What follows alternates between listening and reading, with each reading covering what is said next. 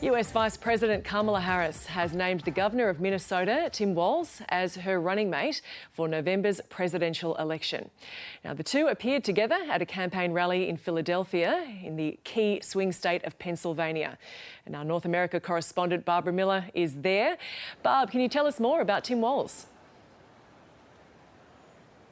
Well, he's 60 years old. He comes from a rural upbringing, a pretty humble upbringing. He enlisted in the Army National Guard to see his way through college. He was then a high school teacher for many years and a football coach. So really a kind of very small-town American biography, a backstory that the Democrats hope will see him attract rural independent voters, the kind of voters that might in 2016 and 2020 have gone to Donald Trump and who might be thinking about Donald Trump or a third-party candidate even in 2024. Kamala Harris introduced him. She said she and Tim Walz shared the values that they came from middle-class backgrounds, she said, and yet both of them could make it, she said, to the White House. And she said they were the kind of people who lifted people up rather than put them down. And Kamala Harris telling this crowd here in Philadelphia that Tim Walz was going to be ready to go when they, she said, won November's election. On a brighter future that we can build together. In his state, he has been a model chief executive, and with his experience, I'm telling you, Tim Walz will be ready on day one.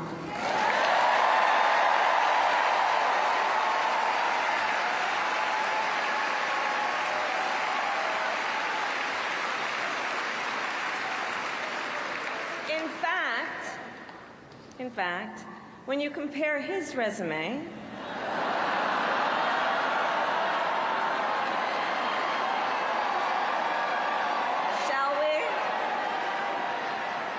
to Trump's running mate, well, some might say it's like a matchup between the varsity team and the JV squad. And Bob, we're already seeing the lines of attack on the Trump campaign shape up. Tim Walz really shot to national prominence with an attack on the Republican opposition. He started giving media interviews as Kamala Harris was searching for a running mate. A number of the contenders were also putting themselves out there over the past couple of weeks. And he coined this word to describe the Republican opposition, including Donald Trump and J.D. Vance. He said they were weird. These are weird people on the other side, he said. That's really taken off with the party. We've even seen Kamala Harris use that word. Tim Walz used it again here today in Philadelphia, but he waited until the end of his address to the crowd to use it. He also was keen to portray Donald Trump as a guy who sits around in Mar-a-Lago in his country club as opposed to the kind of kitchen table that Tim Walz said he knew from growing up. Let's hear a little bit of his attack now on Donald Trump. Donald Trump sees the world a little differently than us. First of all, he doesn't know the first thing about service.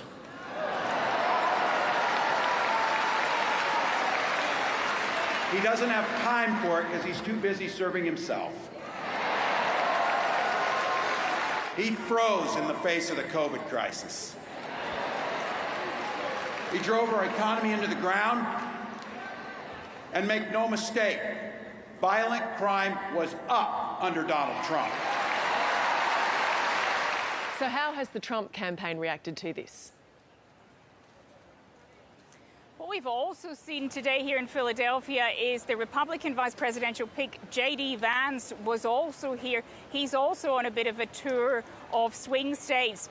He described Tim Walz as a dangerous liberal, more dangerous than Kamala Harris. And he said by not picking the Pennsylvania governor, Josh Shapiro, he was the other absolute front runner to become the VP pick, that Kamala Harris had pandered to what he described as the Hamas wing of her party. He essentially accused her of anti-Semitism because Josh Shapiro is a Jewish man. Josh Shapiro was also here at this campaign event today, giving a rousing introduction to Kamala Harris and Tim Walz.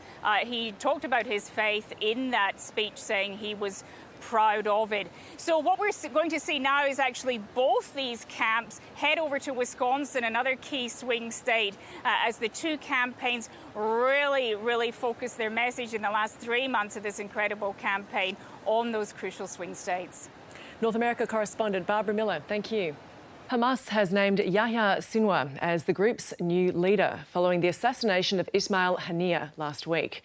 Now, Yahya Sinwar has served as the group's leader inside the Gaza Strip since 2017 and is believed to still be there.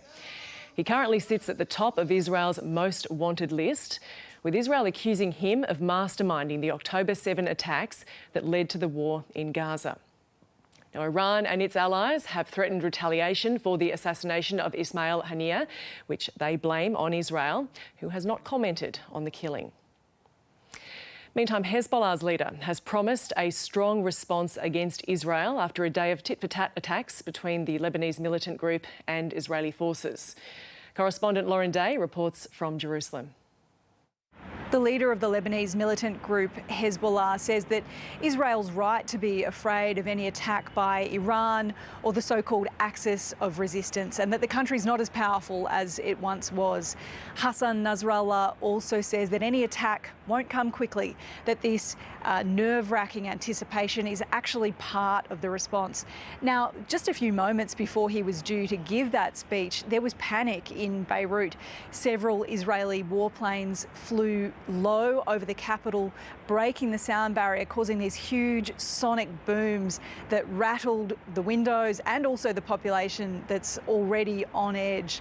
Now, Nasrallah called that move petty, and he said that Hezbollah's military operations against Israel would continue. And we saw some of those military operations earlier in the day. Hezbollah launched this swarm of attack drones on northern Israel, injuring a number of people. And that was in response to Israeli airstrikes that killed 5 people in southern Lebanon. Now, we've seen this kind of tit-for-tat exchange across the border since the war began in October. Basically, Hezbollah has been trying to bog down Israeli forces in the north in order to support its ally Hamas in Gaza. But of course, people on both sides of the border are now increasingly nervous about an escalation and this promised retaliation by Iran in response to the killings of Fuad Shukr and the Hamas political leader Ismail Haniyeh, which Israel has not claimed responsibility for. Now, world leaders are trying desperately to avoid that. They are trying to take the heat out of the room, and we've seen world leaders from Egypt, Turkey, the EU, the US, all trying desperately to avoid this from spilling over into a broader regional war. And today, we also saw reports that Russian President Vladimir Putin had been in touch with Iran, urging the country to avoid civilian casualties in any attack it launches against Israel. Nobel Laureate Muhammad Yunus has been named as the leader of an interim government in Bangladesh. Now, the push came from student protesters demanding he be named chief advisor following the resignation of Prime Minister Sheikh Hasina after weeks of violent anti-government protests. Muhammad Yunus was awarded the Nobel Peace Prize in 2006 for pioneering microcredit that's helped lift millions out of poverty. Mr. Yunus had been a long-time critic of the ousted Prime Minister, who has fled the country. The army has appealed for peace following the dissolution of Parliament, and there's been no reports of new violence on the streets of the capital, Dhaka. But the country faces significant challenges, with police saying they're going on strike following attacks by protesters on hundreds of police stations across the country. Police and health authorities in Sydney are investigating a number of suspicious packages left in letterboxes. The packages claim to be from the New South Wales Health Department. Let's go to our reporter Charlie Mills now. Charlie, what do we know about these packages? Well, we know a number of them have hit letterboxes in Western Sydney, purporting, as you said there, to be from the New South Wales Health Department. We've seen a photo of some of the packages on social media, and they contain a small orange fruit, a bit like a kumquat, as well as a note with some information relating to New South Wales Health, but also claiming that this is remedial therapy. There's also some handwritten words on that note that says compliments of our father. Now, New South Wales Police are investigating these packages, and a fire and rescue hazmat crew attended a residence in Blacktown yesterday after a woman in her 60s received an adverse reaction after handling one of these packages. What advice are we giving to people from authorities?